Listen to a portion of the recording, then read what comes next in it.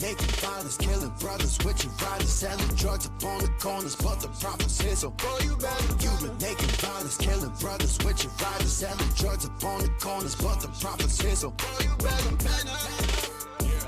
Cause the prophets here now. You better man up. Hey, bring that out. Cause the prophets here now. That's right. See hanging on the corner, see hanging on the streets. Some about to run up on you, someday you never see. I got that Bible on me, don't need no gun. You got them questions, I get it like everyone. Looking like I come for war, even when I come in peace. 3 times I prayed to the Lord, 3 times I turn to these. Pop out to the club, sipping on that cup. Everything you do, I done did and I gave it up. You've been making violence, killing brothers with your riders, selling drugs upon the corners, but the prophets here, so you've been making violence, killing brothers with your riders, selling drugs upon the corners, but the prophets here, so you better man up. Cause the prophets here now. You better man up. Hey, bring that out. Cause the prophets here now. That's right. Man up. You've been making violence, killing brothers with your riders, selling drugs upon the corners, but the prophets here, so you better. You've been making violence, killing brothers with your riders, selling drugs upon the corners, but the prophets here, so you better man up. Cause the prophets here now. You better man up. Hey, bring that out. Cause the prophets here now. So you think you a man, cause you pushing them drugs, while I'm taking care of my family and showing them love. And you thinking you high, well I'm thinking you not. Cause what really makes you a man is keeping the laws of God. Wait a minute, let me tell the truth. Life and death is set before you, what you gon' do. And if you wanna get them demons from before you. And I suggest you start repenting, man. You've been making violence, killing brothers with your riders, selling drugs upon the corners, but the prophets here, so you better. You've been making violence, killing brothers with your riders, selling drugs upon the corners, but the prophets here, so you better man up. Cause the prophets here now. Prophets here, yeah. You better man up. Prophets here We now. the saviors of the day. You've been making violence, killing brothers with your riders, selling drugs upon the corners, but the prophets here, so you've been making violence, killing brothers with your riders, selling drugs upon the corners, but the prophets here, so you better man up. Cause the prophets here now. Prophets here now. You better man up.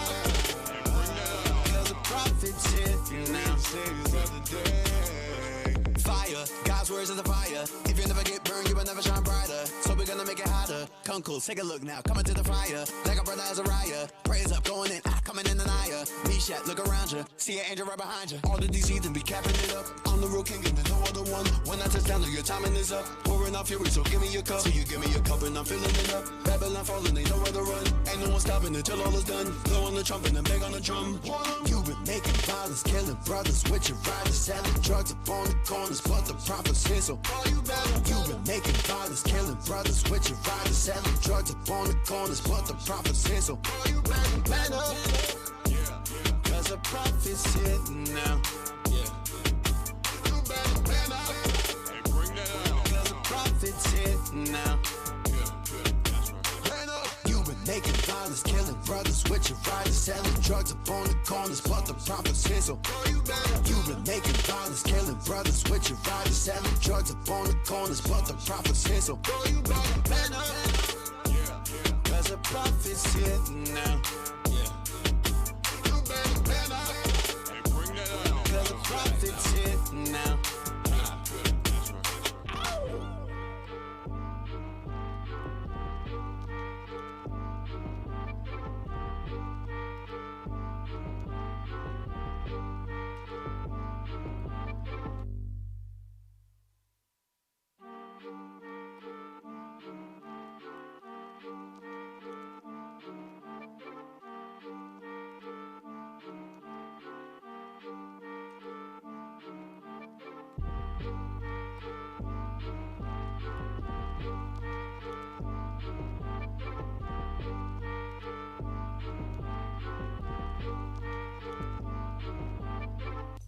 been making violence, killing brothers with your riders, selling drugs up on the corners, but the profits here, so boy, you better. You've been making violence, killing brothers with your riders, selling drugs up on the corners, but the profits here, so boy, you better. Cause the profits here now. You better. Hey, bring that out. Cause the profits here now. That's right. See hanging on the corner, see hanging on the streets. Somebody run up on you, someday you never see. I got that Bible on me, don't need no gun. You got them questions, I get it like everyone. Looking like I come for war, even when I come in peace. 3 times I prayed to the Lord, 3 times I turn to these. Pop out to the club, sipping on that cup. Everything you do, I done did and I gave it up. Hey, shalom, shalom, Israel. Most High in Christ bless. It's Officer Jez. And we're back with another episode of Man Up Mondays. I'm filling in for Captain Joel. It's always an honor to fill in for the captains. Last week,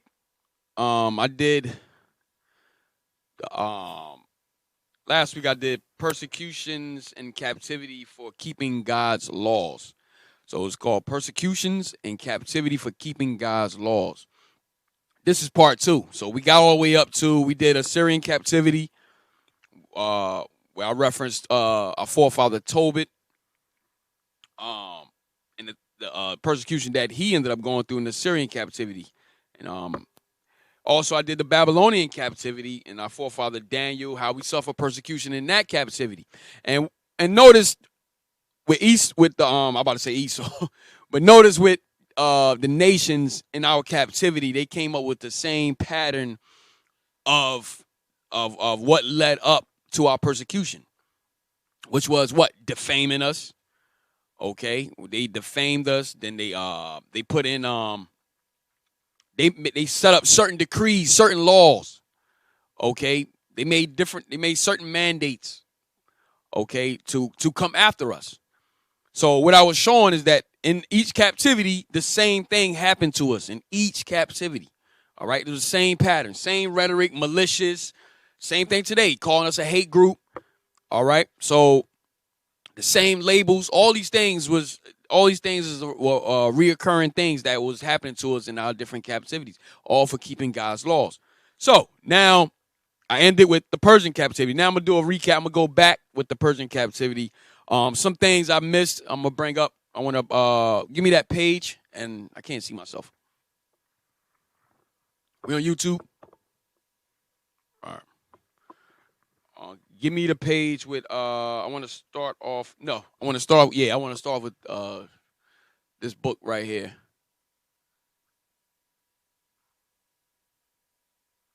All right. So we ended with, I know last week I ended with the Persian captivity with Esther. Mordecai and Esther. Nah, because in the Persian captivity I went to Ezra. No, I did Zerubbabel. The defaming, the popular persuasions, and so forth that happened to us during Zerubbabel time, during Ezra time, during Esther's time. Okay? Now these is we was in the same, our forefather and our foremother in the same captivity, but different time periods. All right, some of them was actually kind of contemporary of each other around the same time. Okay, now give me the book real quick. You can read off the name of the book. Yes, sir. Oh, y'all didn't get that? The name of the, y'all ain't post that? It's on there. The other photo, I said the name of the book. Yeah. The first photo. Put that up. Let the people know the name of the book.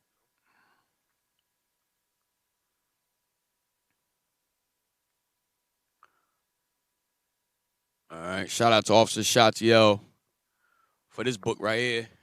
I wish we had it last week, but it came just in time. So all praise. So we're gonna read it today. All right. What's the name of the book? Read that. The book is called They can see it. All right. A Synopsis of Jewish History from the Return of the Jews from the Babylonian Captivity to the Days of Herod the Great. All right. So that's the name of the book by Who is it by? By H.A. Henry. Okay, H.A. Henry. We don't know what year it is. We ain't get the inside, but let's go into it. Let's go into it. Look like it's a white eyes only. Actually, it is. It is. All right, start from here. Highlight it. Let's get it.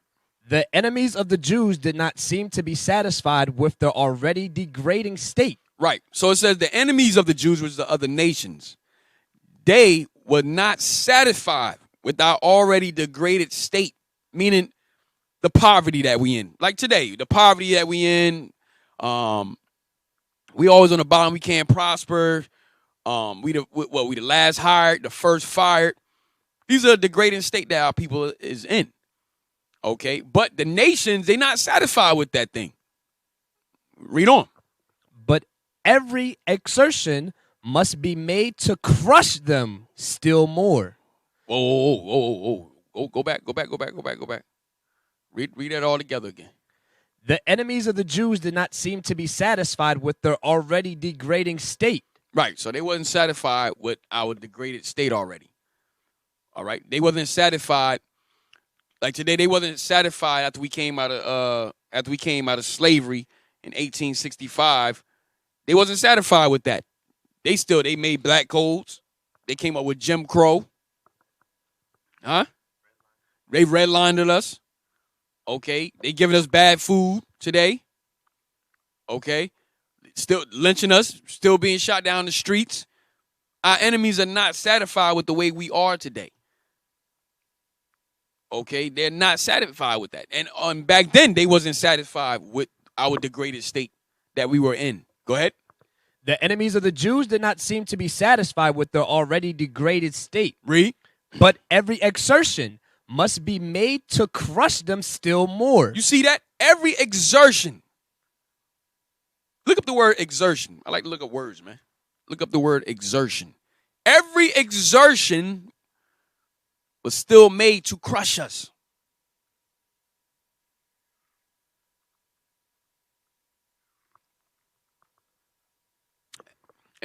Man, that's excretion. Come on, brothers. What's it? Excretion. Oh boy.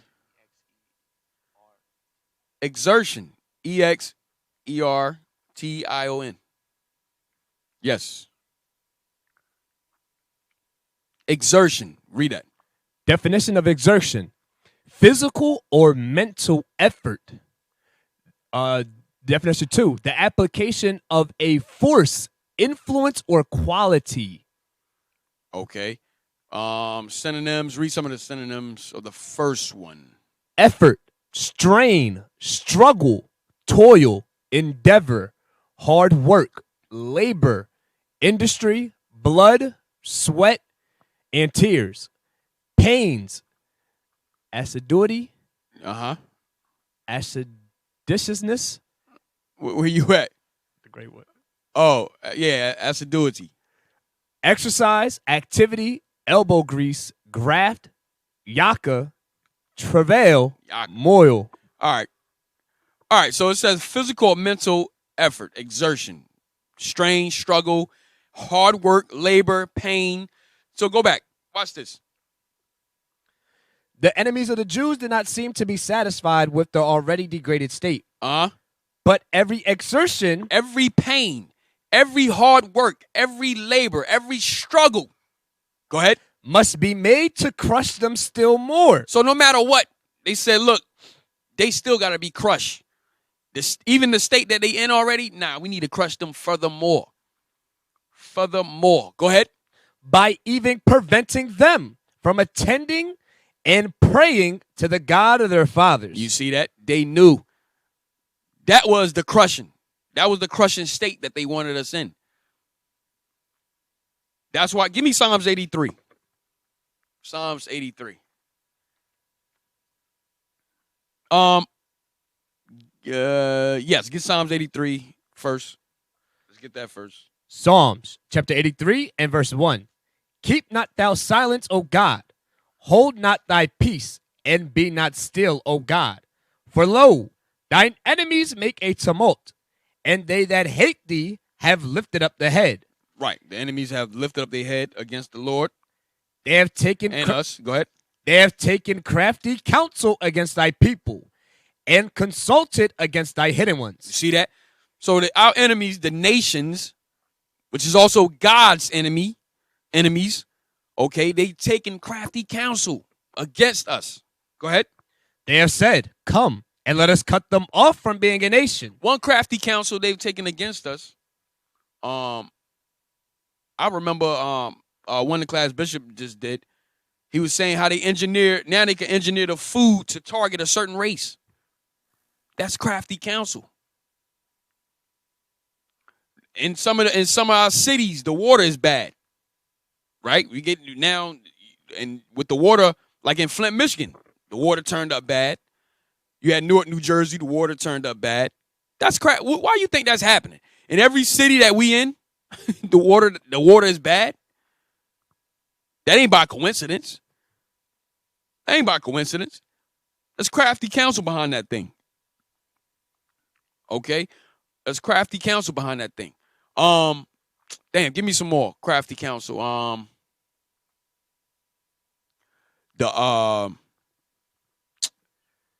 Yes, the music industry. The music industry, crafty counsel. Okay? Why? The crafty counsel behind the music is that what? To keep us killing each other.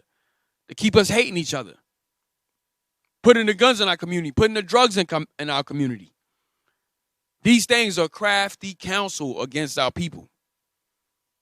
Hiding who we are as a people. Hiding our identity. Keeping our identity away from us is crafty counsel. Okay? Go ahead and read it again. They have said, come, and let us cut them off from being a nation, Uh-huh. that the name of Israel may be no more in remembrance. See, the whole point is that the name of Israel will be no more in remembrance. Go ahead. So you wouldn't be known as Judah. You wouldn't be known as Benjamin. You wouldn't be known as Levi. You'd be known as a nigga. Excuse my language. You'd be known as a Negro, a West Indian, a Haitian,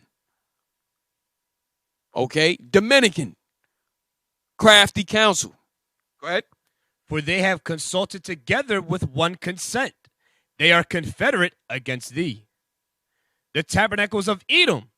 And they confederate against the Lord. Go ahead. The tabernacles of Edom. So, first on the hit list is Edom, Esau. Go ahead. And the Ishmaelites. And the Ishmaelites. Of Moab. And the Hagarenes. Read. Gabal. And Ammon. Gabal is Ham. Ammon is the Japanese. Go ahead. And Amalek. And Amalek. The so-called Jews today. Okay, the so-called Jews today. The Israelis. That's Amalek. Go ahead. The Philistines with the inhabitants of Tyre. Assur also is joined with them. Read. They have hopened the children of Lot. You see that? They're hoping the children of Lot, which is the Chinese and the Japanese. Okay? So they've taken crafty counsel. So they said, look, so go back to the book.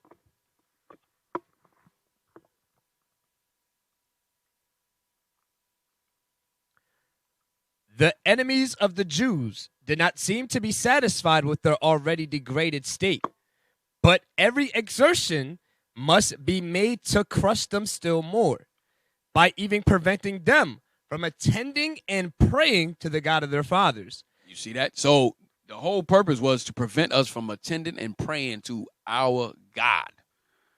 Okay, give me Judith 5:20. Judith 5:20. Your enemies know this, man. The enemies, they know our history. They understand. I'm going to show you. Watch this. Judith, chapter 5 and verse 20. Read.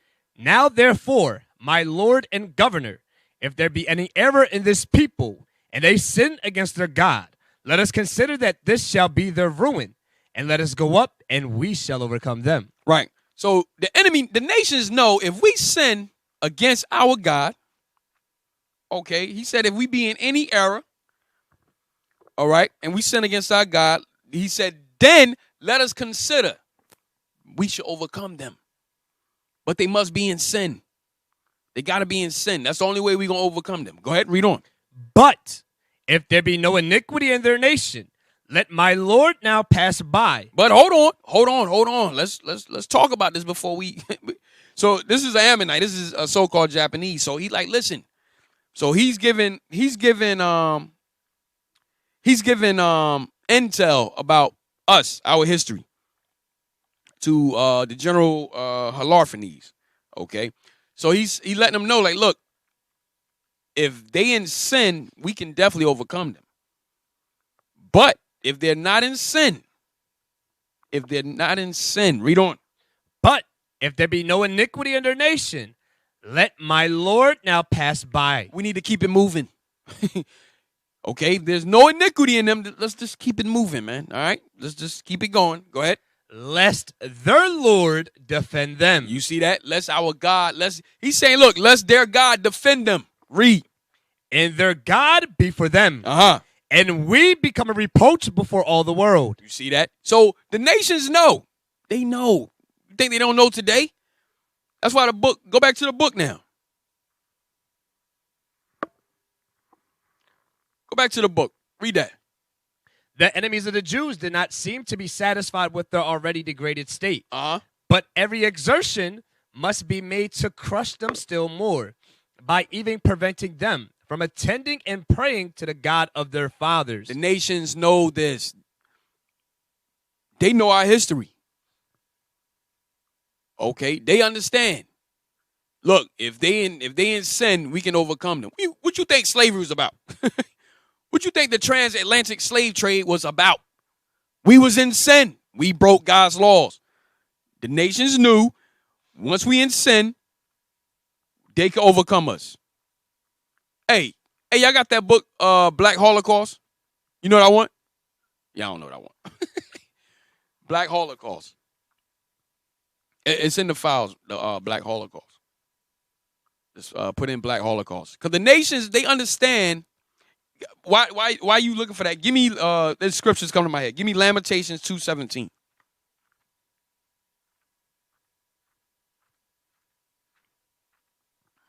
Lamentations 2:17. Hold on. Let me get there. Yes, start at verse 16. Is that what I want right there? Blow that up. Let me see that. Let me see that page. Yeah, 1 second. Go to the other page. The one that says we was destined for bondage. Yep, right there. Read it first. The Black Holocaust. Let us be clear.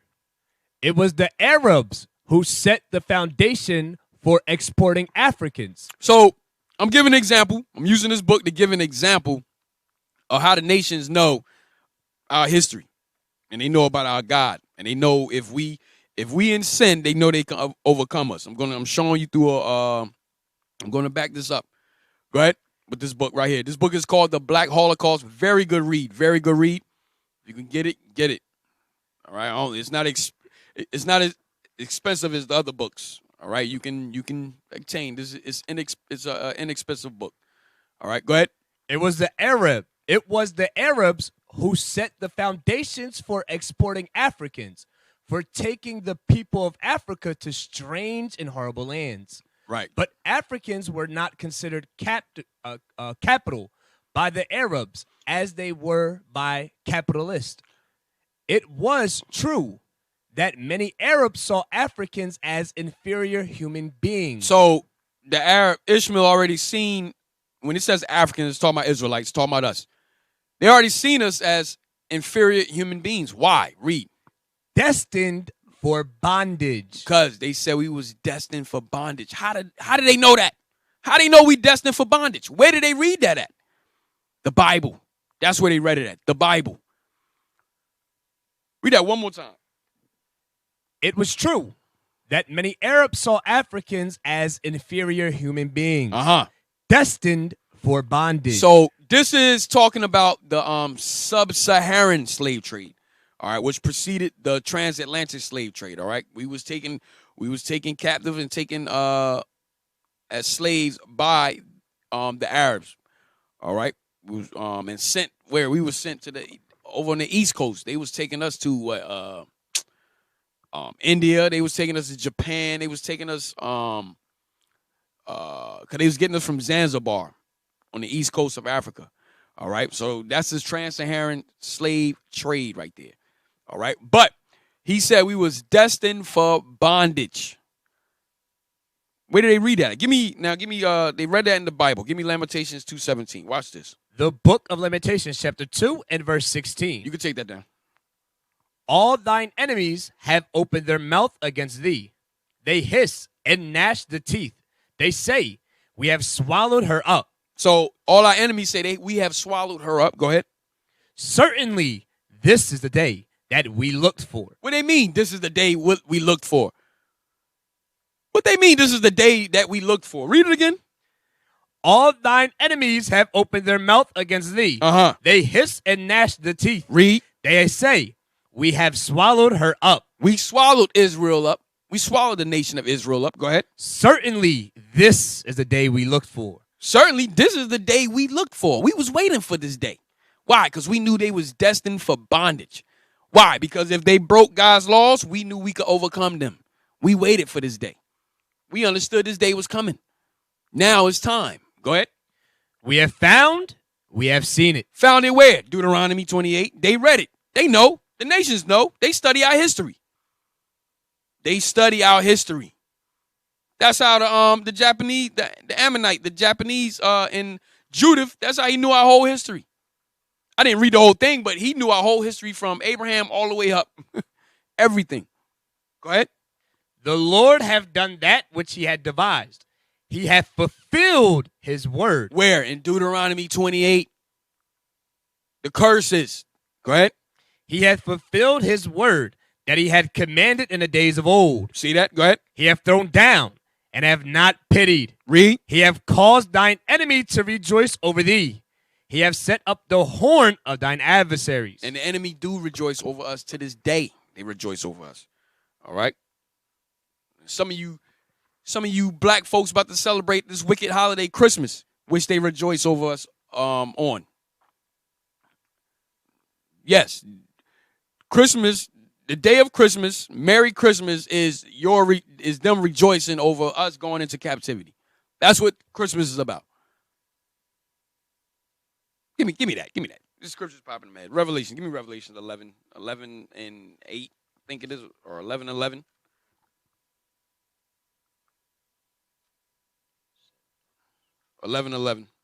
The book of Revelations. No. 10. Verse 10. Revelation chapter 11 and verse 10. Read. And they that dwell upon the earth shall rejoice over them. You see that? And they that dwell upon the earth shall rejoice over them. The them is us, the Israelites. Go ahead. And make merry. And do what? And make merry. And do what? And make merry. Merry Christmas. Merry Christmas. Why? Because they overcame us in slavery. They overcame us. Okay? We went to war. When they came to Spain, when they came conquering in Africa, where we was at, we was going to war with them, and they overcame us. Why? Because we tortured them. Okay? When we was ruling, we tortured them. Okay? So now, when they overcame us, now they rejoicing that they overcame us, and now they make merry. And do what? Read on. Watch this. And shall send gifts. And shall do what? And shall send gifts. Who were the gifts? We were the gifts. There's a movie, Uncle Tom's Cabin. Uncle Tom's Cabin. You can see that. Where the little Edomite girl is got a little boy by his like a leash. Yeah, he on a collar. He on a collar. And she's pulling him. Like he's a little pet, like a little dog. But we were the gifts that they were sending one to another. That's your Christmas. That's what you about to celebrate. You about to celebrate your enemies rejoicing over you. Read it again. And they that dwell upon the earth shall rejoice over them, and make merry, and shall send gifts one to another. Why? Read. Because these two prophets Northern kingdom, southern kingdom, read. tormented them that dwelt on the earth. Because we tore their behinds up when we was ruling. Okay, we tore their behinds up when we was ruling. So that's why they rejoicing over us. Like, yo, we finally got them in captivity. Why? Because they seen us destined for bondage. They read it. They knew our history. All right. From there, you could drop that. Give me Yes, let's go back to the book. We ain't finished. Right.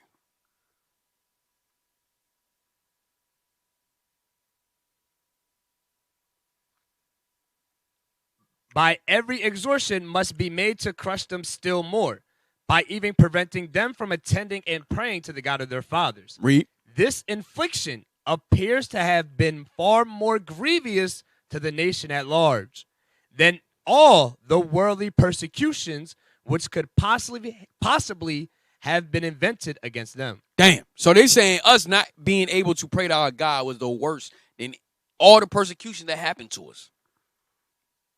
Because once we lost that link, once we lost the link to our God, that was it, man. They knew we were finished. Why? Because it broke us what? Spiritually. It broke us spiritually now. It broke us mentally and spiritually. We were destroyed.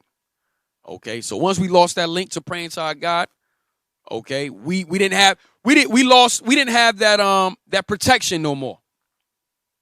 We didn't have that protection no more. The protection was gone. They knew that. So that's what they wanted more than anything. They wanted us not to be able to pray to our God more than anything. More than any other persecution that they did to us. The lynching, the tortures, whatever they were doing to us, the whole purpose was for us to not have that direct link to our God. And we're going to show you that. We're going to get into that. I'm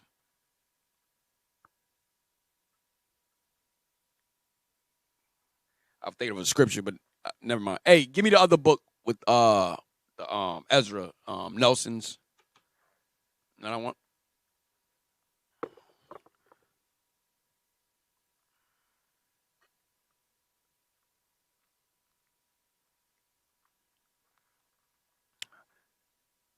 Yeah, I left this out last week too. Because it's going to tie into the Greek. We about to hit the Greek captivity. So it's all going to tie in. Go up or go down. Let me see. Yes, read. Go back up. Just read from themes and literary structure. Yeah, read that.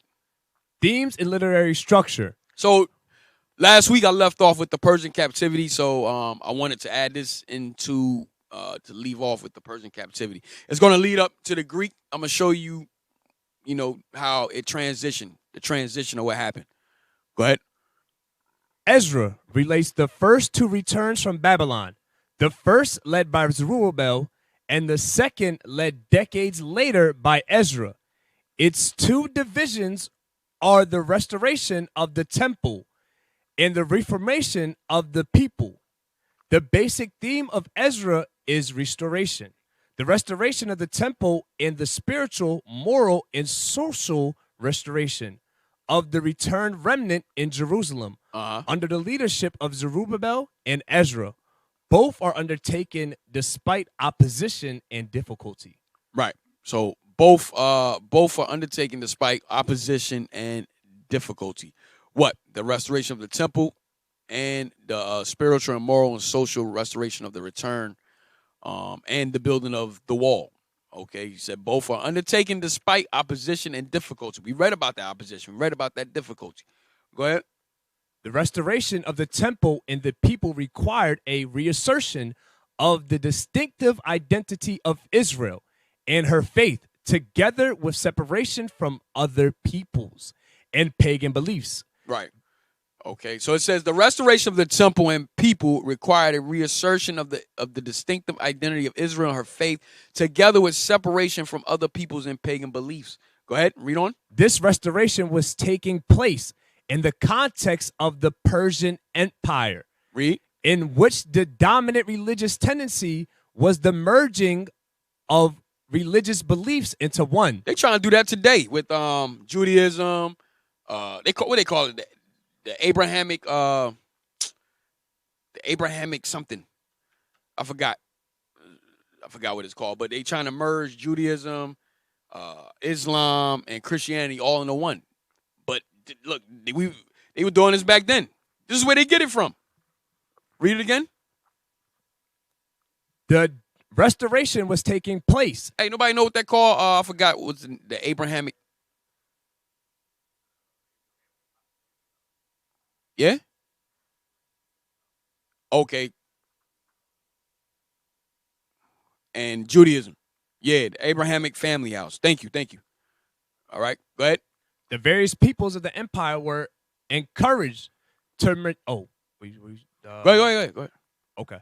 The various... Oh, yeah, this restoration was taking place. This restoration was taking place in the context of the Persian Empire, in which the dominant religious tendency was the merging of religious beliefs into one. So, in the Persian Empire, they wanted to merge all religions into one.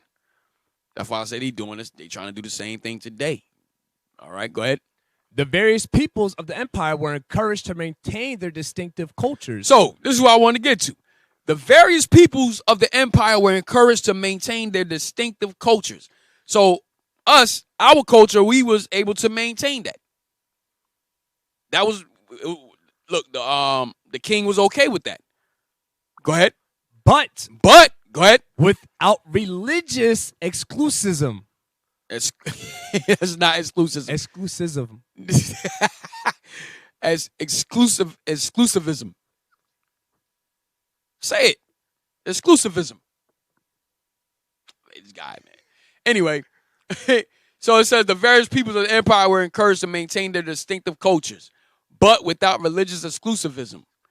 Meaning what? We couldn't be in the Persian Empire and be to ourselves. Meaning we couldn't exclude another nation. Like we had to let them, like if they wanted to become, they could have became Jews. If they wanted to become Jews or whatever, if they wanted to know about our culture, they was able to know about our culture. That's how the Persian Empire got down. All right. So we couldn't have an exclusive culture. Like we couldn't be to ourselves or whatever. So if they wanted to be like, if they wanted to become Jews or whatever the case was, we had to allow it. All right. Go ahead. Read on. In this environment, the Jews experienced tremendous temptation to surrender all their previous claims to having an exclusive revelation from God. You see that? That's exclusive to us. So the Most High told us to be separate from the rest of from the other nations. Yeah, he told us to be separate from the other nations. But here in the Persian Empire, they wasn't having that. So their views were, look, you can practice whatever, pretty much you can practice whatever religion or culture you want to practice. That's how they was getting down in the Persian Empire. Okay? So whatever you wanted to be, you could do that. Sounds like today. You say you could be what? A spiritual Israelite or and all that other nonsense. Okay? So that's what was happening during the Persian Empire. Read on. In addition, there was an enormous temptation to surrender those behaviors which had been designed to separate them from the surrounding pagan cultures. Read that again. In addition, there was an enormous temptation to surrender those behaviors which had been designed to separate them from the surrounding pagan cultures. Meaning what? There was temptations to assimilate. Okay, we was tempted to assimilate with them. If with that type of order or mandate or law of how the Persian Empire had it, that left us open now. We couldn't be taught. We couldn't be what they call a homogenous race. Meaning we couldn't keep to ourselves. So we was tempted to pretty much open up to the other nations or pretty much assimilate with the other nations, be around other nations, learn other nations' culture. Okay, so that's what was going on. All right, but the one thing they did let us do, it said the various people of the empire was encouraged to maintain their distinctive culture. So we was encouraged to maintain our culture there. So they at least let us maintain our culture. But we have to open up to other nations if they want to know about our culture. All right. From there, you can drop that. Now let's get into the Greek captivity, man. Greek captivity. Give me 1 Maccabees chapter 1. Yeah, you start. 1 and 1.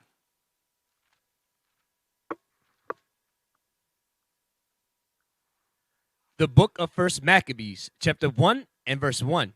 And it happened after that Alexander, the son of Philip, the Macedonian, who came out of the land of Chittim, had smitten Darius, the king of the Persians and Medes, that he reigned in his stead the first over Greece, and made many wars, and won many strongholds, and slew the kings of the earth, and went through the ends of the earth, and took spoils of many nations. So Alexander the Greek was killing all of the dark nations. All right, he was killing all of the dark nations. Go ahead. Insomuch that the earth was quiet before him, whereupon he was exalted, and his heart was lifted up. And he gathered... What verse you at? At verse 4 now. Read. And he gathered a mighty strong host, and ruled over the countries and nations, and kings who became tributaries unto him. And after these things he fell sick, and perceived that he should die. Wherefore he called his servants, such as were honorable, and had been brought up with him from his youth. Read. And parted his kingdom among them while he was yet alive. So Alexander reigned 12 years, and then died. Yeah, he died of syphilis or something. He was a wild dude. He was he was gay. He was in some homosexual acts. Go ahead. And his servants bare rule every one in his place. And after his death, they all put crowns upon themselves. So did their sons after them many years. Read. And evils were multiplied in the earth. So they don't want you to know this. Evils, when Esau came into power, evils were multiplied in the earth. Now, the earth was already evil. It was already evil in the earth. But when they got into power, evil took another toll. Evil went to another height. Evil went to another level. It's another level of evil that came into the earth. And it multiplied. Go ahead. And there came out of them a wicked root, Antiochus, surnamed Epiphanes. Epiphanies mean God manifested on earth. That's what epiphanies mean. Go ahead. Son of Antiochus the king, who had been a hostage at Rome. Read. And he reigned in the 137th year of the kingdom of the Greeks. In those days went there out of Israel wicked men. You see that? In those days went out wicked men, Negroes. Read that again. In those days went there out of Israel wicked men. Read. Who persuaded many, saying, let us go and make a covenant with the heathen that are around about us. For since we departed from them, we have had much sorrow. So this device pleased them well. Then certain of the people were so forward herein, that they went to the king. Hold that. Give me Isaiah 28:15. This is the wicked men. Same men today, back on the earth, doing the same thing. Isaiah chapter 28 and verse 15. Because ye have said, we have made a covenant with death, and with hell are we at agreement. So the covenant that these wicked men made during the Greek captivity was with hell and death. That's the covenant they made. Okay, they was in agreement with hell and death. Go ahead. When the overflowing scourge shall pass through, it shall not come unto us. And he's saying, wicked men, that's the thought. That's the thought process. When the overflowing scourge shall pass, it should not touch us. We're going to be good. any calamity, anything that happened to our people, we're going to be okay. We're going to be good. Why? Because we're next to the people. They're God. Nothing's going to hurt them, and we're next to them. We made a covenant with them. We're going to be okay. Read. For we have made lies our refuge. The whole point is that they made lies their refuge. They made lies their refuge. Christianity. That's a lie that they made as their refuge. Go ahead. And under falsehood have we hid ourselves. And under falsehood have our people hid themselves. Have our leaders hid themselves under lies and falsehood. Okay? Go ahead. Christianity and democracy. All right? That's it on that? All right. Go back. First Maccabees, chapter 1 and verse 11. In those days went there out of Israel wicked men, who persuaded many, saying, let us go and make a covenant with the heathen. That covenant, they made a covenant with hell and death. Okay? That's who they made a covenant with. Go ahead. Let us go and make a covenant with the heathen that are round about us. Uh-huh. For since we departed from them, we have had much sorrow. Right. Saying what? Look, the scourges are not going to touch us. We're going to be good. We're going to be okay. But since we departed from them, we've been getting our behinds kicked. Calamity's been befalling us. So why don't we go and make a covenant with them so look, nothing touches us. Go ahead. So no more calamities or anything won't, because why? We got the heathen. Okay, we gonna be on the master's wing. He gonna take care of us. He gonna provide for us. Trust me. We're gonna be good. Go ahead. So this device pleased them well. Uh-huh. Then certain other people were so forward herein, that they went to the king, who gave them license to do after the ordinances of the heathen. So the king gave them, today you'll call it a permit. Okay, so they went to the king to go get a permit to do what? Whereupon they built a place of exercise at Jerusalem, according to the custom of the heathen, and made themselves uncircumcised. Right. So now we usher in the Hellenism. Okay, we're ushering in Hellenism. This is the Greek captivity. Now we becoming Hellenized. Now we want to be like them. Now, remember the book that we just read? It said that we were able to maintain our culture but not with exclusivism.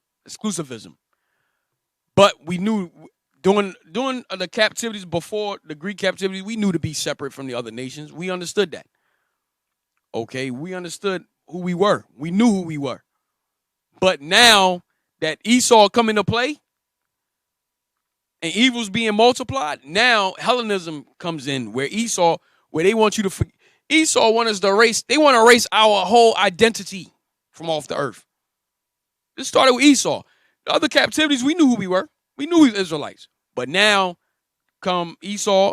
Now here come Esau, so-called white man, and he wants to change everything about our identity, our culture. Esau don't want you having your culture. Okay, they not letting us maintain our culture, our distinctive culture. They say, hell no. All right. Even when you go back to Persian captivity with Haman was an Edomite. He didn't want us to maintain. He's like, yo, there's some Negroes around you. Okay, that they're Jews and they're keeping these laws and they're malicious. Okay, they're a hate group. We need to get rid of them. We need to erase them off the earth. Okay, so now here we go in the Greek captivity with Hellenism. Give me y'all have the dictionary? I know y'all don't have that. With Hellenism.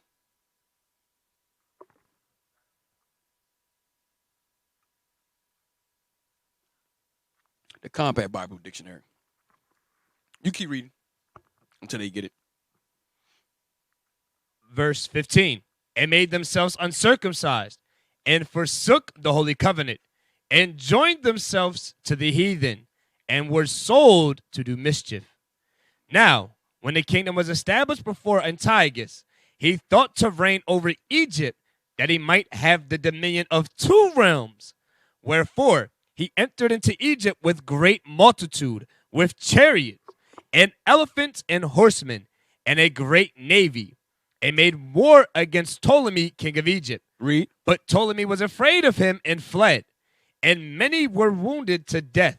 Thus they got the strong cities in the land of Egypt, and he took the spoils thereof.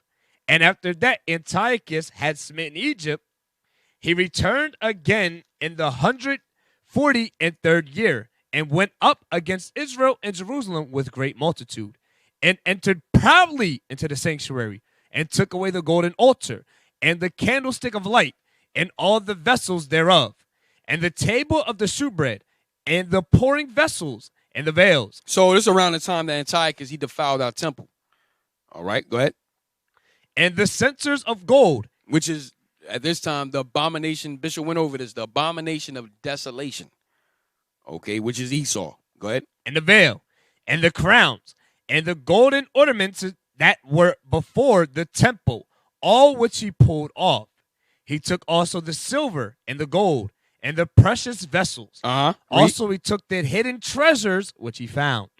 And when he had taken all away, he went into his own land, having made a great massacre, and spoken very proudly. Read. Therefore there was great mourning in Israel in every place where there were, so that the princes and elders mourned, the virgins and the young men made feeble, and the beauty of women was changed. Every bridegroom took up lamentation, and she that sat in the marriage chamber was in heaviness. Damn. Go ahead. The land also moved for the inhabitants thereof, and all the house of Jacob was covered with confusion. And after 2 years fully expired, the king sent his chief collector of tribute unto the city of Judah, Read. who came unto Jerusalem with great multitude, and spake peaceable words unto them. But all was deceit. You see that? That's how Esau get down. They speak peaceable words, but it's nothing but deceit. There's nothing but deceit in their mouth. Go ahead. For when they had given him credence, he fell suddenly upon the city, and smote it very sore, and destroyed much people of Israel. And when he had taken... So this is the first persecution in the Greek captivity. All right? This is the first persecution in the Greek captivity. So things when Esau came into power, things were different. Esau would, you'll see as we read on how they started persecuting us. All right. So remember, and when we read about the Assyrian captivity, Babylonian captivity, the Persian captivity, you always had the other nations, the heathen that always came up against us that went to the king. They themselves went to the king and let the king know, look, we got some malicious people that's around us, or with our forefather Daniel, they went to the king like, yo, you got some Jews that ain't bowing down. It was always other nations that went and told on us. But things are different. You'll see as we read on the Greek captivity, things are a lot different than this captivity was different than our captivities before. Go ahead. And when he had taken the spoils of the city, he set it on fire, and pulled down the houses and walls thereof on every side. But the women and the children took they captive, and possessed the cattle. So my point is, the kings that were in that the captivity that we were in, the kings were cool with. We were cool with the kings. You understand? We were cool with the kings in some of our various captivities. But this captivity right here, matter of fact, get that book again. It's with Ezra and Nelson's. I want to read something real quick. Go to the next page.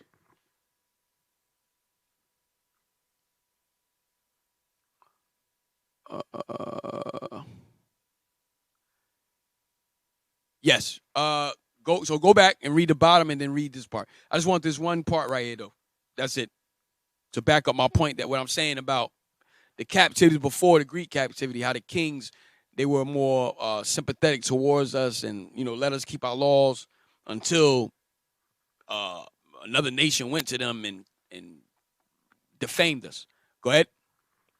God's faithfulness is seen in the way he sovereignly protects his people in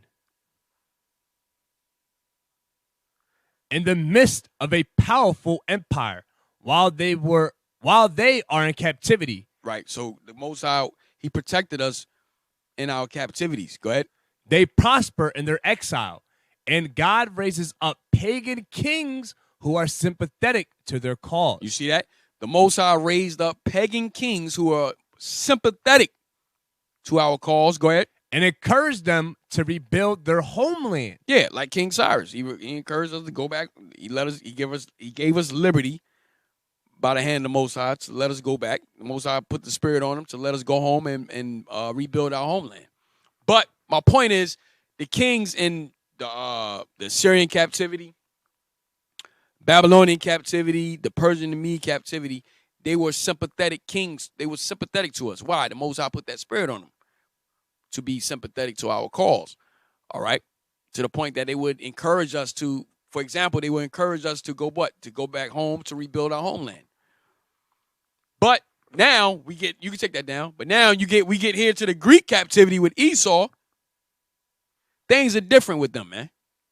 Esau's a whole nother breed. Let's read on, watch. Where we at? Verse 32. But the women and children took they captive and possessed the cattle. Then builded they the city of David with a great and strong wall, and with mighty towers, and made it strong, and made a stronghold for them. Mm-hmm.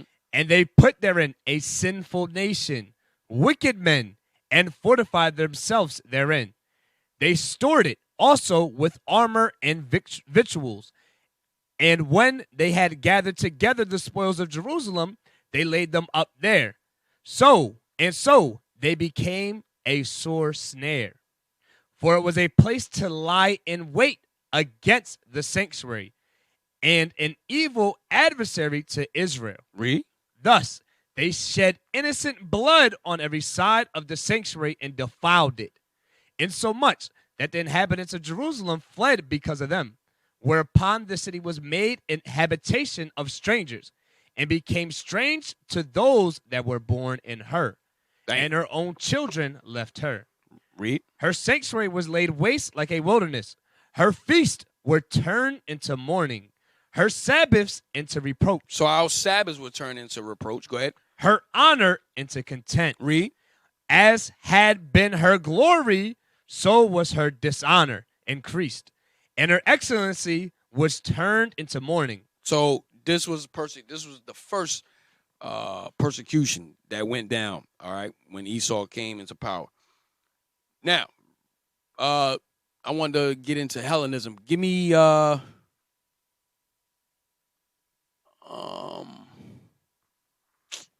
got the yes.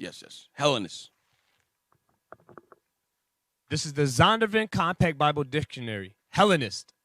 Jews who make Greek their tongue, and with it often adopted Greek ideas and practices. So this was ushering in Hellenism. When the Greeks came into power, Hellenism was they was pushing Hellenism on us, and we became Hellenists. So the culture was called Hellenism, and we became Hellenists. All right, it says Jews who made Greek their tongue, so we even spoke the language, and with it often adopted Greek ideas and practices.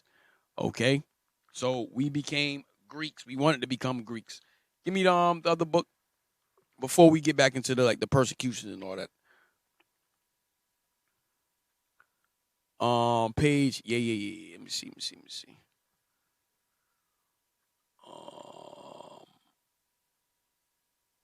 page 420. Yeah, 428, right? All right. Let me see. Go down. Go up to Jerusalem. Where it says Jerusalem? Right there. Read that. This is the history of the Jews. Jerusalem did not long remain untainted by this social impurity.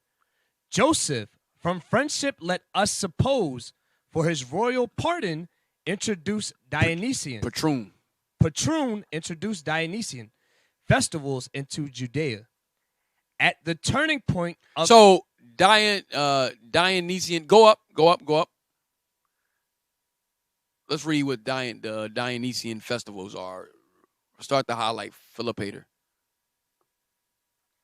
Philopater entertained the absurd belief. So we just touching on some things that we was getting involved in when the Greeks came into power.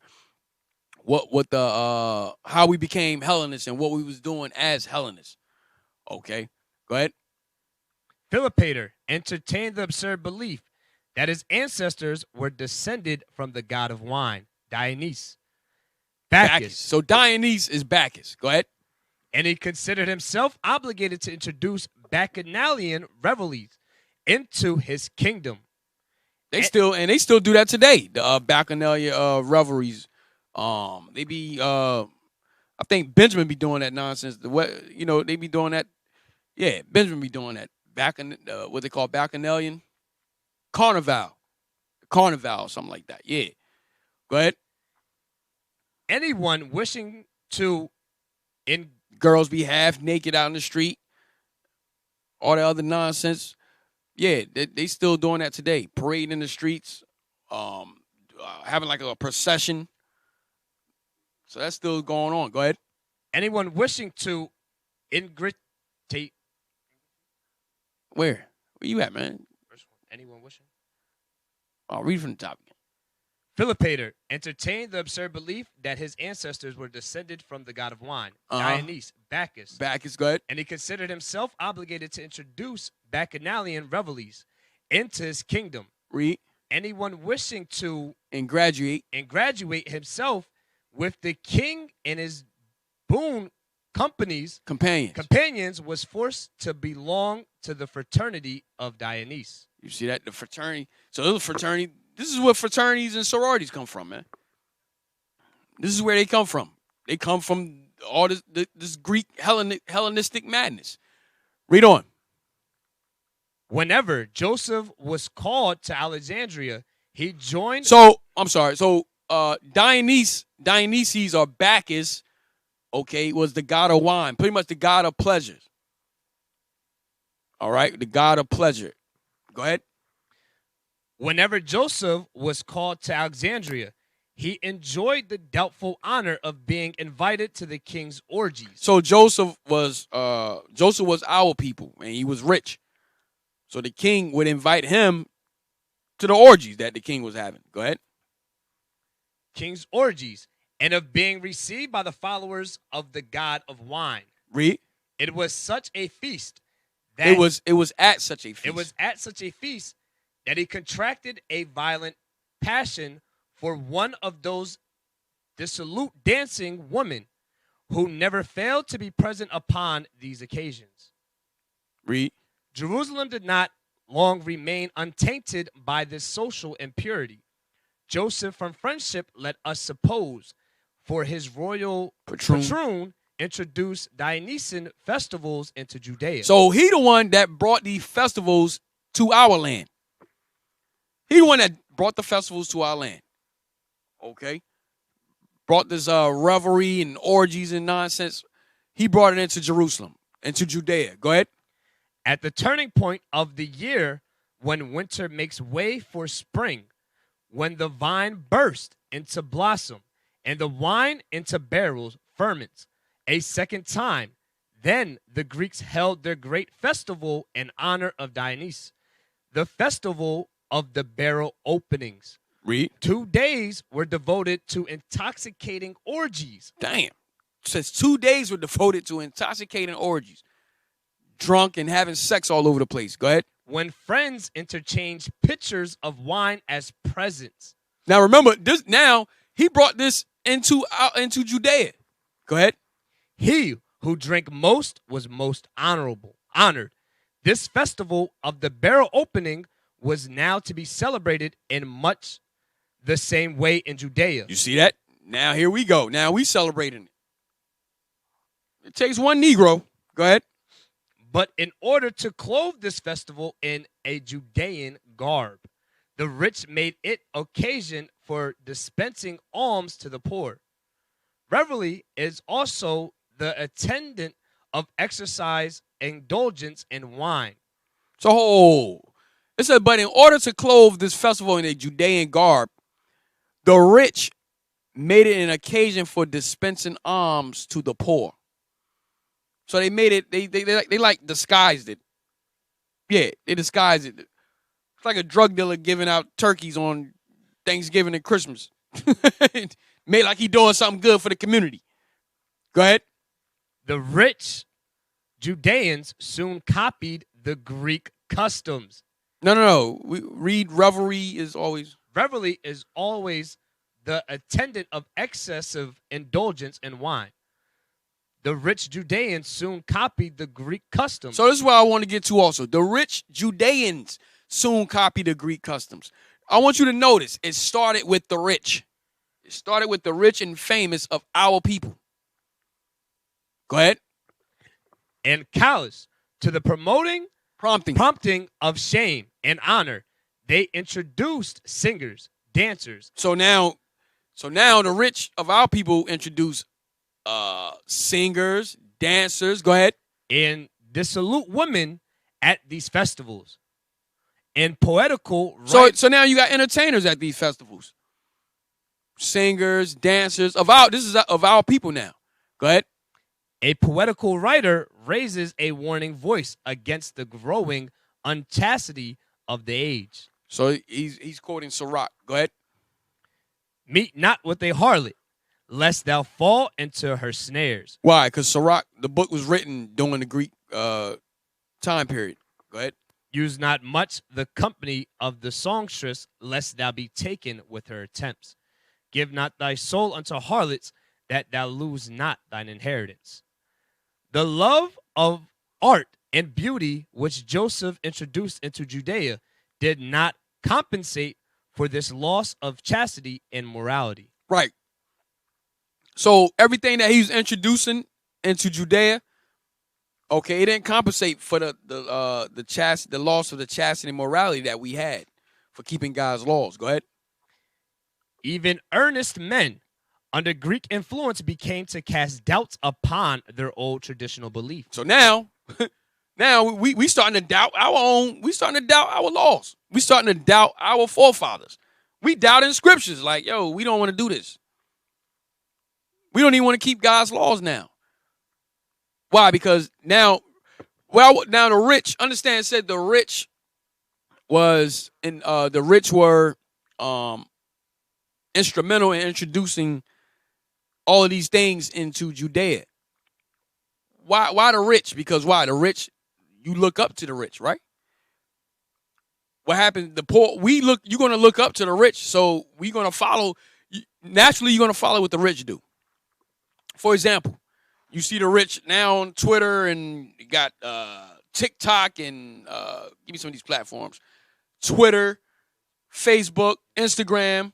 You see the rich all over, and they're called influencers, and they got millions and millions of followers. Okay, they're called influencers. The same thing. It's the same thing here.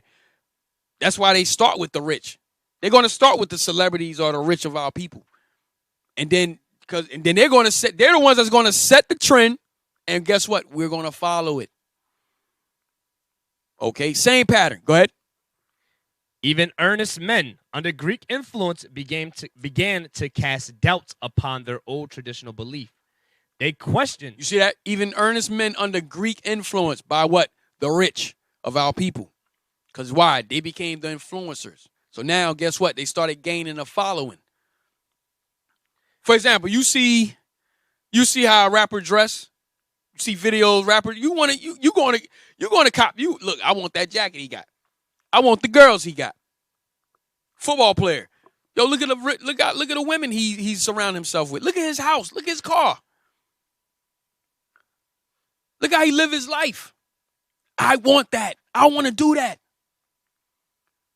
I want to be like him. Now you ask a child, like, yo, what you want to do when you grow up? I want to be a rapper. I want to be a ball player. Why? Because the rich, they see it. They see how the rich is, they see the rich are the influencers. The celebrities are the influencers. So this is how we started following Hellenism. We started following the Greeks and wanted to be like them. Now you got a rich man coming, his hair is slick, his hair combed to the side now. He done dyed it, straightened his hair. He coming in, you know, he got the toga on. You're like, yo, that's bad. I want to dress like him. This is what's going on. So I'm just bringing it up to today, just to put y'all in that mindset. Same thing was happening back then, like today. Go ahead. Even earnest men under Greek influence began to cast doubts upon their old traditional belief. Now we casting doubt on our own history. Now we casting doubt. We don't even believe the scripture. Casting doubt meaning you don't believe the scriptures no more. You don't even believe. You don't even want to follow the Bible. You like, yeah. I don't know what y'all talking about. King David. Who that? Moses. What he do again? Oh yeah. Hey man, I wanna go and when that party. They having a revelry or a bacchanalia or something like that. Man, when we going there? No, I don't want to hear the Bible. This is when all this is starting to go down. Go ahead. They questioned whether the teachings of Judaism were correct. You see that? Now we starting to question the scriptures. We question the scriptures now. Like today, same thing today, man. There's nothing new under the sun. Doing the same thing. Why? Because now we looking at Esau as what now? God. They science. Now, during the Greek captivity, science started becoming introduced. The arts, different philosophies was starting to be introduced. All these things is coming into play now during the Greek captivity. And now we questioning our own history. We question our own history, man. Go ahead.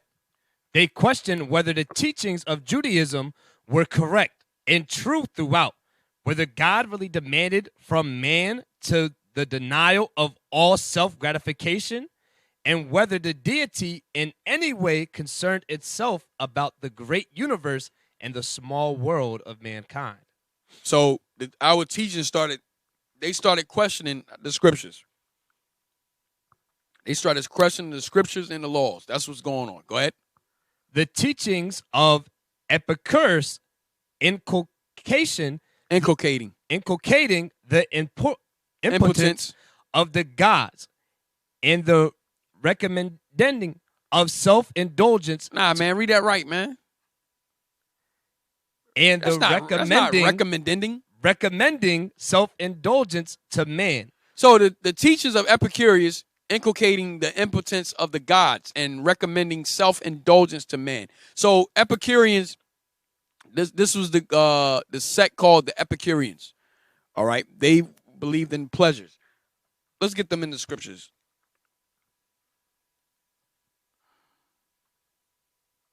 Epicureans in Acts.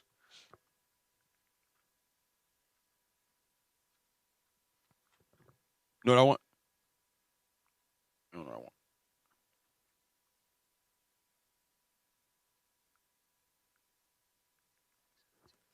17 and 18. Book of Acts, chapter 17, verse 18. Acts, chapter 17 and verse 18. Then certain philosophers of the Epicureans and of the Stoics. So the Stoics was another sect. Okay. So these are the philosophies that we were in. Okay. Epicurean was one of them, which believed in self-indulgence to man. You know, you pretty much you only live once. YOLO. That was the Epicureans. YOLO. You only live once, man. Live your life. Indulge in the pleasures. Okay, go ahead. Yes, go read Acts. Finish up. Then certain philosophers of the Epicureans and of the Stoics encountered him, and some said, "What will this babbler say?"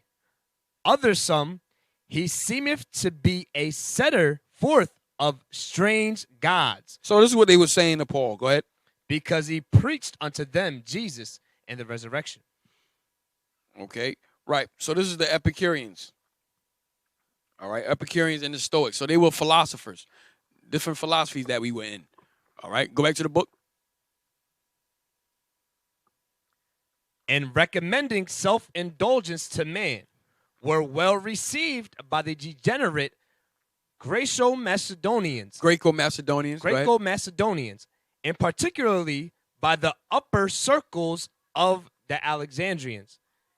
It was from that city that the poison spread to Judea. So it says, and particularly by the upper circles of the Alexandrians. It was from that city that the poison spread to Judea. Read on. Watch this. In Jerusalem also doubters arose, who disregarded the teachings of Judaism. You see that? So now here we go in Jerusalem. Now we still questioning the scriptures. Doubters arose. Why? Because all of these different philosophies started coming into play. Okay, give me Colossians 2 and 8. Now since the Greek captivity, now all these different philosophies is happening. You got the Epicureans, you got the Stoics. Okay, you still got the one book. I'm all over the place with the books, with the history of the Christian church, with the different. Remember the different philosophers. Yeah, you know what page it is. But get Colossians 2 and 8. Colossians chapter 2 and verse 8. Beware lest any man spoil you through philosophy and vain deceit. So that's why Paul said that. Beware lest any man spoil you through philosophy. Go ahead. And meaning what? Beware lest any man destroy you through philosophy. Okay? A lot of people today are destroyed through philosophies of Christmas, Thanksgiving, okay? All this Egyptology crap. Okay? We are destroyed people in philosophies, man. Go ahead. And vain deceit. And lies. Go ahead. After the tradition of men, after the rudiments of the world. So after why? Because philosophy is after the tradition of men. It's worldly. Read on. And not after Christ. And it's not after Christ because it's not in the Bible. Like Christmas. Christmas ain't in the Bible. Thanksgiving ain't in the Bible. Okay? New Year is not in the Bible. These are different philosophies that's made up by man. All right? What you got? I just want a couple of the philosophy that was going on during the Greco-Roman period.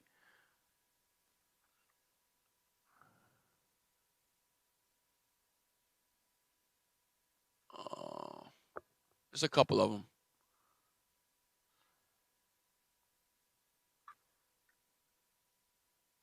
Click on 21 again. Let me see that. It's in the earlier pages, like 21.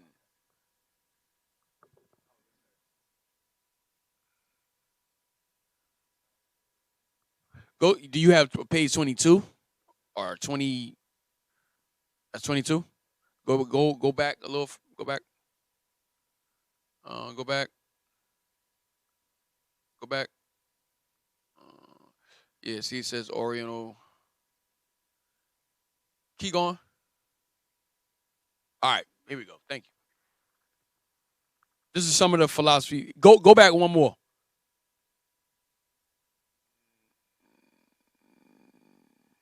Another page.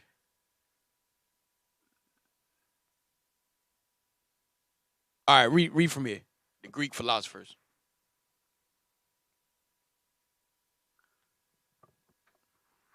The Greek philosophers, whose doctrines were also much cultivated by the Romans, may have been divided into two classes.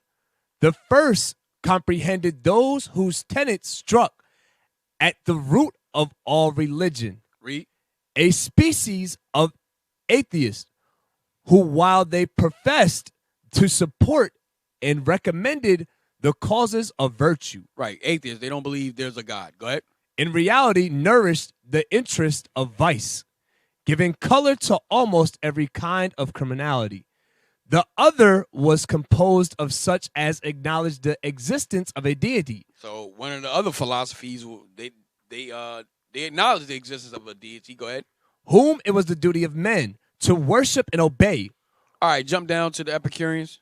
The Epicureans maintained that the universe arose out of fortuitous concurrence of atoms, that the gods, whose existence they hesitated absolutely to deny. So that sounds like the Big Bang. Okay, it sounds like the Big Bang Theory. All right. Like I said, it's nothing new under the sun. Sound like the Big Bang Theory. That's what the Epicureans, that's what they believed. Read on. Who were totally indifferent and unconcerned about all human affairs, or rather entirely unacquainted with them, that our souls Next page. are born and die, Read. that all things depend on and are determined by accident, that in everything voluptuous. So they didn't believe in any coincidence. They think everything was by accident. Go ahead. That in everything voluptuous gratification was to be sought after as the chief good. Pleasures. See that? Voluptuous gratification was to be sought after as the chief good. Go ahead. And even virtue itself was only to be pursued in so much as it might minister at the shrine of pleasure. There you go. Read on.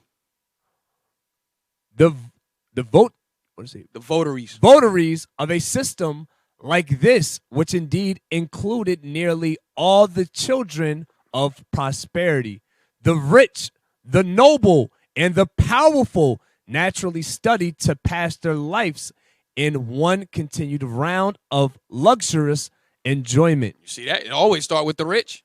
It always starts with the rich. Okay, and then it just trickles on down. So now they got the rich of our people, and now we indulging into this madness, and now we bring that same philosophy to our land now. Now we bring it into Jerusalem. Go ahead. The only reason now we questioning scriptures. Now we doubting the scriptures. Why? Because we all caught up in this madness. We in philosophies now. We in Christianity. We in Islam. We in all this madness to the point we can't see the scriptures no more. We question like, nah, it ain't. Nah. Christ ain't black. Color don't matter. Now we telling our people Christ is black. That's been in the Bible for thousands of years. But they tell you color don't matter. But they go to church with a white image on the wall. Nobody says nothing. Nobody questions that. Okay. Go ahead. the only restraint they imposed on themselves arose out of a desire to avoid at all times such an excessive or immoderate addictiveness to pleasure as might generate disease. Right. You catch a ST, you get an STD. So now they try to, he's saying the only restraint they imposed on themselves arose out of a desire to avoid at all times such an excessive or immoderate addictedness to pleasure as might generate disease. Yeah, STD or something like that. Or 10 in any other shape to abridge the capacity for future indulgence. Go ahead. So that's one sect of philosophers called the Epicureans. We just read about them in the scriptures. Go to the Stoics. We read about them too. The Stoics. Read that. The Stoics assigned to the deity somewhat more of a majesty and influence than the disciples of Aristotle. They did not limit his functions merely to the regulation of the clouds. Regulating of the clouds. Regulating of the clouds and the numbering of the stars, but conceived him to animate every part of the universe with his presence and the nature of a subtle, active, penetrating fire. They regarded his connection with matter, however, as the effect of necessity, and suppose his will to the subordinate to the immutable decree of fate. Hence, it was impossible for him to be considered as the author of either of rewards or virtues, of the punishment to the wicked. The Stoic denied the immortality of the soul, and thus deprived mankind of the strongest motive to a wise and virtuous course of life. In short, the moral discipline of the Stoic may be compared to a body of a fair and imposing external appearance, but which on closer examination is found destitute of those essential parts which alone can give it either energy or excellence. Okay, so these are some of the philosophers. These are the things our people were caught up in. We were caught. This is what was coming into Jerusalem. This is what was coming into Judaism. This was Hellenism right here. This is what had us doubting the scriptures. This is what had us questioning scriptures now. Questioning our own beliefs, questioning our own history because of these philosophies that was coming in from the Greeks. Okay, these things were brought in. All right, keep going. Let me see if I want one more.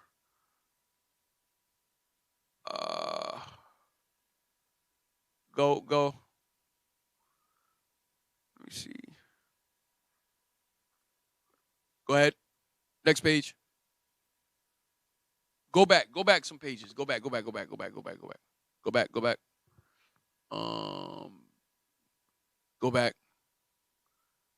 The academics. Let me see.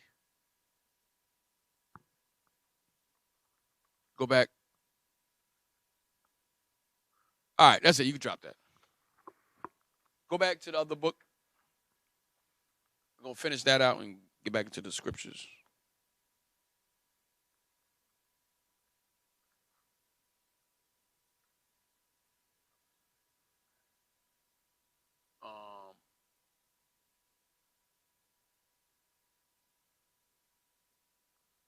Start back at the teachings of Epicurus.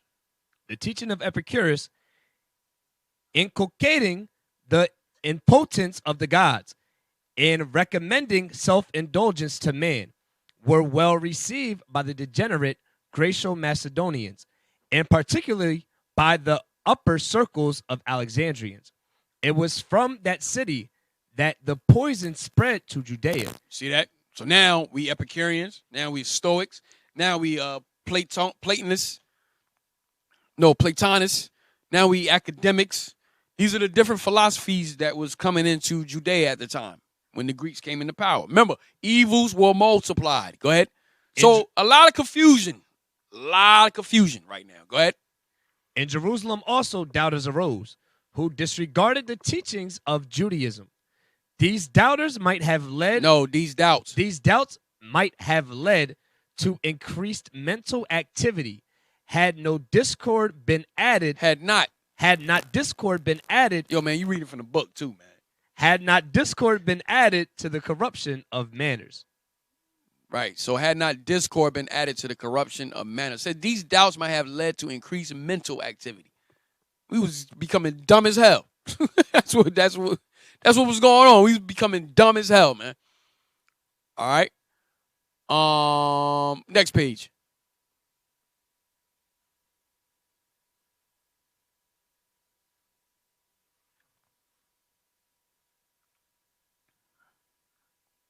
Go down. Go up a little bit.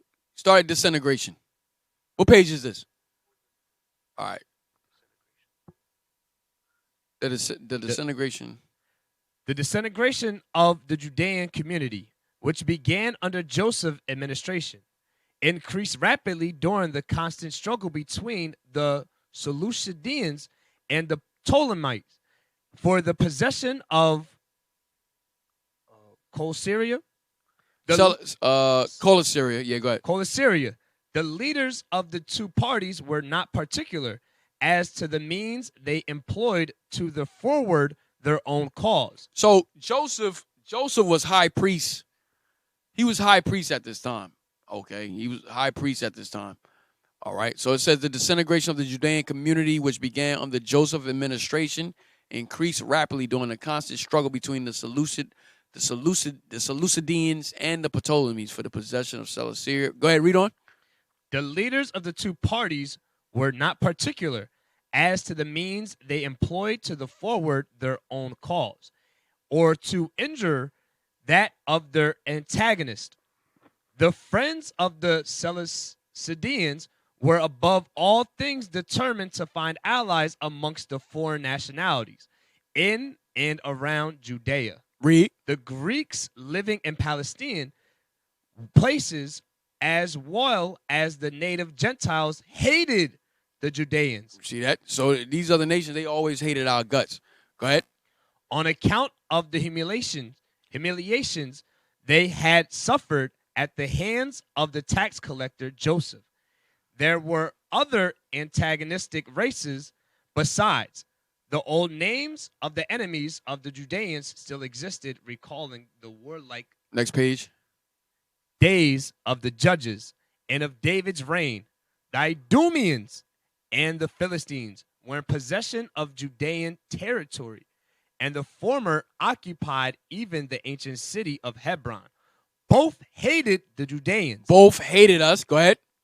and made them feel this hatred upon every occasion, whilst in the north the Samaritans did the same. See that? So these nations hated us, including our own people. All right.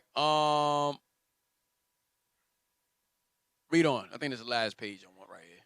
The Judean settlers in the province of the Seleucidian kingdom looked up to the The Greco. Greco-Macedonian rulers, commanders, and officers for the protection from their numerous foes. Remember the wicked of our people ran to the enemy for comfort, for succor, to be protected, have refuge. Remember, they made a covenant. So it said the Judean settlers in the provinces of the Seleucidian kingdom looked up to the Greco-Macedonian rulers, commanders, and officers for protection from their numerous foes. Go ahead. So now, guess what? We looking to Esau. Okay, give me that in Lamentations again. Looking for comfort from my enemies, man. Lamentations chapter 4 and verse 17. Read. As for us, our eyes as yet failed for a vain help. In our watching, we have watched for a nation that could not save us. That's us during the Greek captivity, the Roman captivity, the Spanish Inquisition. Now and right now, we watch for a nation that cannot save us. Okay. Read it again. The Judean settlers. No, read 17, the scriptures. As for us, our eyes as yet failed for our vain help. In our watching, we have watched for a nation that cannot save us. Right. So we watch for a nation that cannot save us. So this is what's going on. We watching for a nation that they cannot save us, man. That's why we ran to Esau in the first place. Okay, we read in First Maccabees. Okay, because we're running for a nation that can't save us. That's what we do. That's what we do to this day. We vote for them. Okay, we do everything. Why? Because we hate our people. Our people hate God. Our people hate God's laws. So we're gonna run elsewhere in order to not keep God's laws, but we're gonna run elsewhere for comfort, to get some type of refuge. And we run it straight to our enemies. All right, go ahead. Go back to the book. But in order to curry favor with the Greeks, it was necessary to endeavor to become like them in manners, customs, and observance. So, but in order to curry favor with the Greeks, it was necessary to endeavor to become like them in manners. So, in order to get protection from them, we got to become like them. So, in order to be protected by them, hey, why don't we just be like them? Why don't we just do what they do? Maybe they'll favor us better. Go ahead. As to Jerusalem, those who had Hellenized themselves in outward appearance, determined upon education, the Judean youth, according to the Greek model. See that? So now we spreading this nonsense to the youth now. Go ahead. Thus, they established races and contests and wrestling. The richest and the most distinguished among the Judeans belonged to this Greek faction. Amongst others, Joshua, the son of the high priest, who called himself Jason, and who was followed by many Aaronites. The party was led by Tobiah, Levi. Go ahead. or sons and grandsons of Joseph the tax collector. All right, you can let me see. Go down. All right, you can drop that. So I know we went all around, but I just wanted to show you how we became Hellenists and the Hellenism, and how we got into all these different philosophies and so forth and so on, becoming Epicureans, Stoics, and how this nonsense spread. And guess who it started from? The rich. They were the influencers. That's how they got everybody else on board. All right, because why? You naturally going to want to do what the rich is doing. You're going to want to be like the rich. Okay, just like today, how people want to follow the rich and famous. They want to be like celebrities. They want to be like their favorite celebrity, which we call idols. Okay. Now let's get back into the scriptures. Let's get First Maccabees. Go back to 41. First Maccabees 41. First Maccabees, chapter 1 and verse 41. Moreover, King Antiochus wrote to his whole kingdom that all should be one people. So now the king wrote a mandate. He wrote a decree. He put a law into effect that we should do what? That all should be one people. So he passed a law saying, look, we all should be one people. Democracy. Okay, this is democracy. We all should be one people. Go ahead. And everyone should leave his laws. And everyone should do what? Leave his laws. And everyone should leave his laws. So we should all become one people, and everyone leave their laws. The laws are done away with. Go ahead. So all the heathen agreed according to the commandment of the king. So the heathen, they was with that thing. They ain't had no problem with it. Go ahead. Yea, many also of the Israelites consented to his religion. And you got many of our people that was with it too. Our black leaders, they was with it. They consented. They agreed. And these are your Herodians in the Roman captivity in the New Testament. Go ahead. And sacrificed unto idols and profaned the Sabbath. You see that? And we started sacrificing to idols and profaning the Sabbath. All right? Profaning the Sabbath. No longer keeping the Sabbath on Saturday. Now we in church on Sunday. Now we saying that's our Sabbath. Now Sunday is the day of the Lord. And Sunday is the day of the Lord, and the laws are done away with. Christianity, man. This is Christianity in full effect. Christianity and democracy. All right? Go ahead. For the king had sent letters by messengers unto Jerusalem and the cities of Judah, that they should follow the strange laws of the land. So now that mandate, now he's sending out letters. So now you getting a letter in the mail like, look, you better be following the strange laws of the land. You're getting a mandate in the mail right now. Go ahead. And forbid burnt offerings and sacrifice and drink offerings in the temple, and that they should profane the Sabbaths and festival days. You see that? So now, this is law now. This is law. Remember in the different captivities, remember it was a significant event that made the king put a law into effect when someone went and told on us or snitched on us, or, you know what I'm saying, or whatever had happened at that time. But during the Greek captivity, Esau just hate us. They just hate our guts, man, to the point they just started changing laws. They didn't give a damn about our God, our laws, nothing. And nobody went to them and made a complaint. You ain't hear no nation make a complaint on us. No, Esau doing this on their own accord. They always wanted to do this. Now they got the power to do it. Go ahead. And pollute the sanctuary and holy people. Set up altars and groves. Churches. And chapels of idols. Read. And sacrifice swine's flesh. Pork. And unclean beast. Shrimp, lobster, crab. Mussels. What's some other delicacies that he says? Calamari. Damn, you know about that? he said, I know about that. Calamari. What they got? Clams, oysters. Go ahead. That they should also leave their children uncircumcised and make their souls abominable with all manner of uncleanness and profanation. So he ain't want us doing nothing of God's laws. He ain't want us keeping nothing of our culture, our history, our heritage. He said, nah, forget that. Go ahead. To the end, they might forget the law. You see, read 49 again. To the end, they might forget the law. That was the whole purpose, the whole time. To the end, we'll forget God's laws.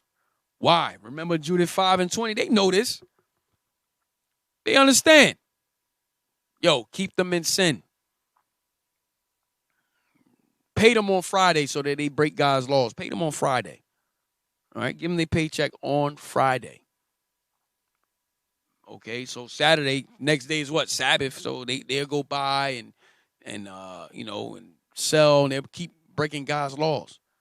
All right? Keep them in sin. Keep football and basketball on 24/7. Keep it going year round. After that's done, then have baseball come around. After that's done, soccer. After that's done, football come back around. After that's done, sports is year round, man. Sports is year round to keep you distracted. That's the whole purpose. We're going to read that too. Go ahead. To the end, they might forget the law and change all the ordinances. And whosoever would... So hold on. Remember, this is law now. This is law put into effect. He said, go back to verse 45 again. Verse 45. And forbid burnt offerings. So, no, read 44 again. Verse 44.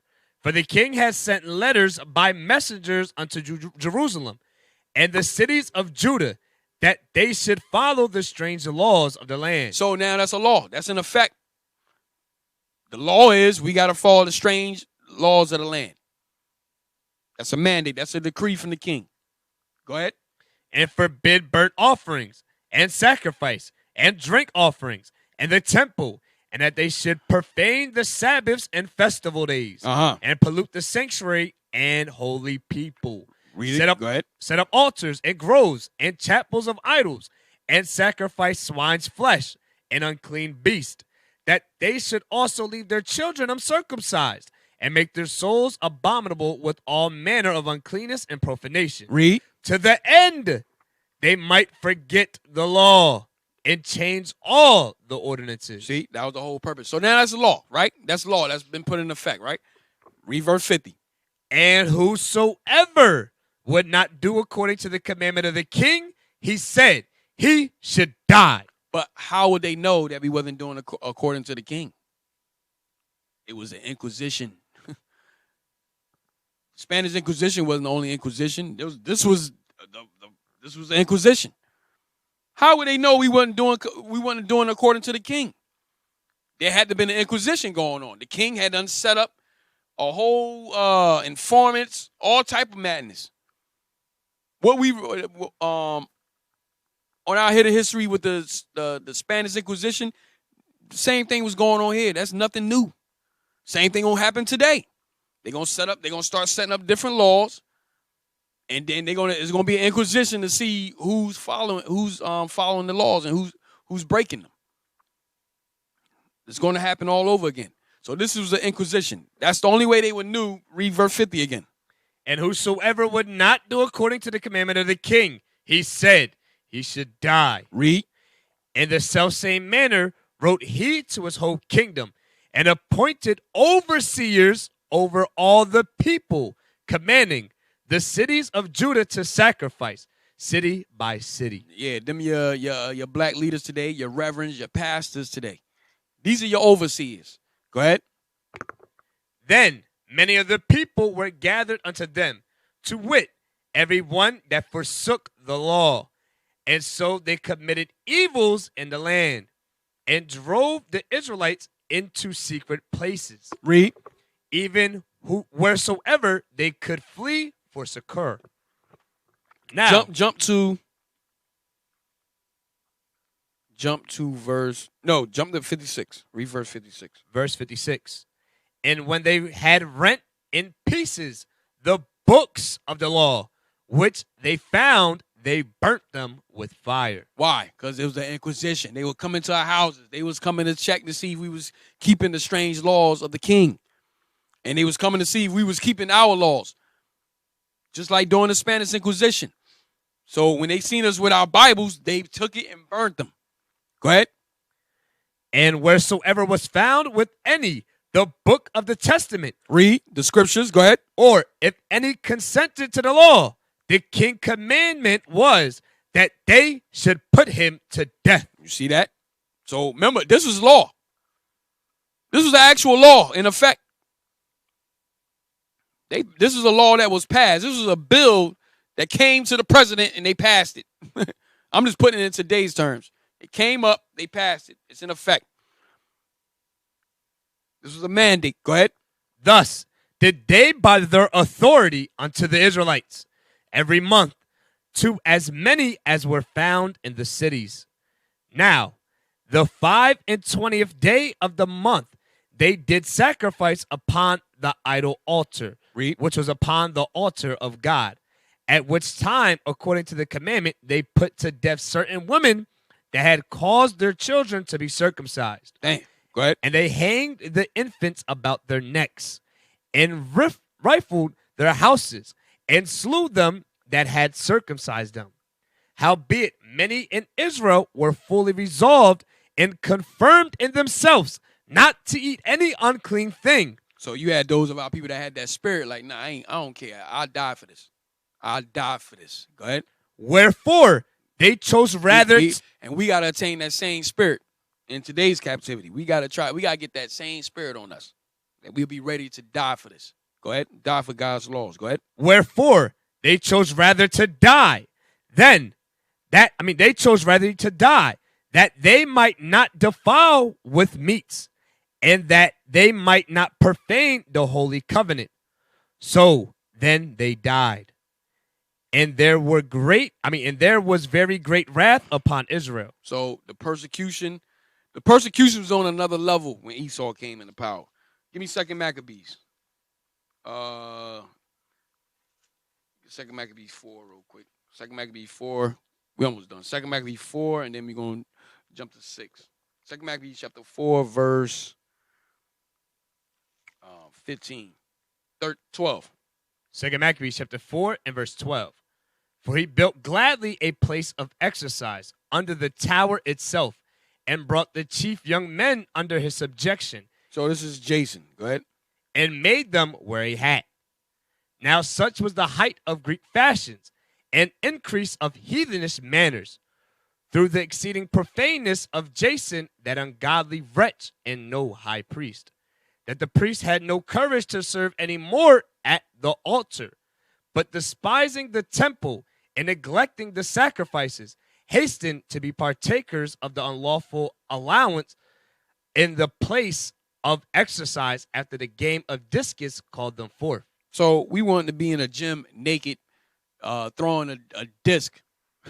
that's what we left our laws to go and throw a disc naked. Yeah, that's what we wanted to do, man.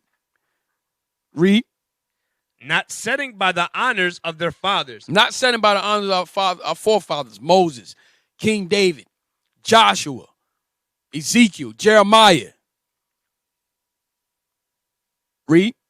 But liking the glory of the Grecians best of all. You see that? We wanted to be like them best of all. More than anything on the planet, we wanted to be like the white man. Now we blonde our hair like them. Now we bleach our skin like them. We want to be like them in all things, man. In everything. Talk like them. In all things. Go ahead. By reason whereof sore calamity came upon them, for they had them to be their enemies and avengers, whose customs they followed so earnestly. and unto whom they desire to be like in all things. Right. Who desire we want to be like in all things. Now get 2 Maccabees chapter 6, verse 1. 2 Maccabees chapter 6 and verse 1. Not long after this, the king sent an old man of Athens to compel the Jews to depart from the laws of their fathers, and not to live after the laws of God, and to pollute also the temple in Jerusalem, and to call it the temple of Jupiter Olympus. And that Yo, my man, listen, my man wanted us to just straight up, just give it all up. Leave our laws, and then, just change the name of the temple and just call it the Temple of Jupiter, all right? Go ahead. and that in Gerizim of Jupiter, the defender of strangers, as they did desire that dwelt in the place. The coming in of this mischief was sore and grievous to the people, for the temple was filled with riot and reveling by the Gentiles, who dallied with harlots and had to do with women within the circuit of the holy places. Right, so they was in there having sex, everything in our temple, man. Clubbing, okay? They turned that thing into a nightclub. Turned our temple into a nightclub, strip club, everything. Go ahead. And besides that, brought in things that were not lawful. The altar also was filled with profane things, which the law forbiddeth. Neither was it lawful for a man to keep Sabbath days, or ancient feasts, or to profess himself at all to be a Jew. So you couldn't even call yourself an Israelite no more. Okay? You couldn't even profess yourself. You couldn't even profess yourself to be who you are. Okay, it says neither was it lawful. Meaning what? Going back to, look, they passed the law. Okay? It was neither lawful to keep Sabbath days or ancient feasts. So we couldn't keep our high holy days. We couldn't keep tabernacles. We couldn't keep our Passover. We had to keep their holidays. All right? Read on. And in the day of the king's birth, every month, they were brought by bitter constraint to eat of the sacrifices. And when the feast of Bacchus was kept, the Jews were compelled to go in procession to Bacchus carrying ivy. Moreover, So remember, Bacchus, his other name is also Dionysian. Go ahead. moreover, there went out a decree to the neighboring cities of the heathen by the suggestion of Ptolemy against the Jews, that they should observe the same fashions and be partakers of their sacrifices. So there was a lot of bills and laws being passed at this time, all to get us from keeping our laws, keeping God's laws. All right? Okay, so this is a persecution this is the Greek persecution that we were suffering at this time for keeping God's laws. Go ahead.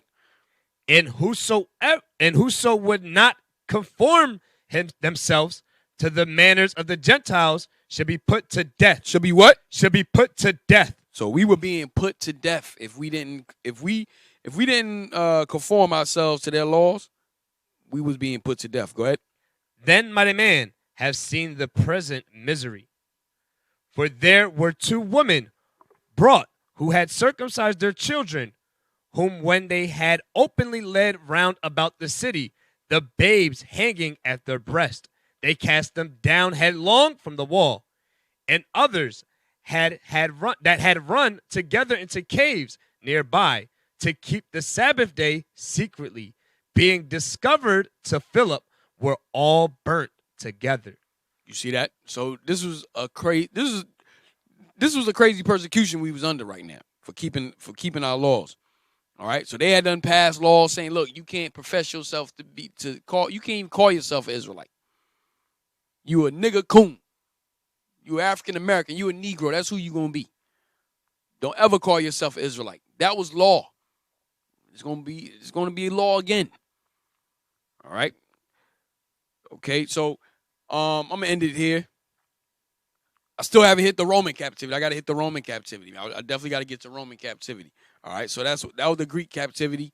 Okay, so remember the title, Persecutions and Captivity for Keeping God's Laws. All right, so I just showed you the Greek captivity and the persecution that took place during that time for keeping God's laws. All right, and it was different than the other captivities because now you under Esau now. Esau already had that hatred for us. Remember, they have a perpetual hatred. So they ain't nobody had to come to them and complain. All right? That ain't had to go down for them. They already hated our guts. They already knew they wanted to destroy us from the door. All right? So I'm ended there. Hope y'all got something from the class. Okay. I think Lord's will next week, Cap might be back up, but if not, then I'll be covering for Cap once again. Officer Jez.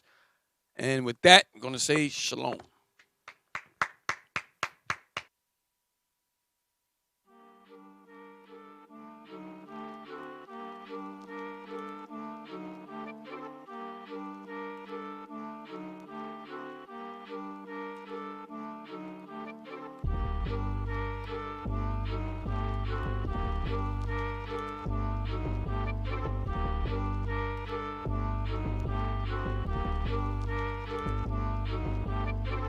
You've been making violence, killing brothers with your riders, selling drugs upon the corners, but the profits here, so boy, you better. You've been making violence, killing brothers with your riders, selling drugs upon the corners, but the profits here, so boy, you better. Cause the profits here now. You better. Hey, bring that out. Cause the profits here now. That's right. See hanging on the corner, see hanging on the streets. Somebody run up on you, someday you never see. I got that Bible on me, don't need no gun. You got them questions, I get it like everyone. Looking like I come for war, even when I come in peace. 3 times I prayed to the Lord, 3 times I turn to these. Pop out to the club, sipping on that cup. Everything you do, I done did and I gave it up. You've been making violence, killing brothers with your riders, selling drugs upon the corner.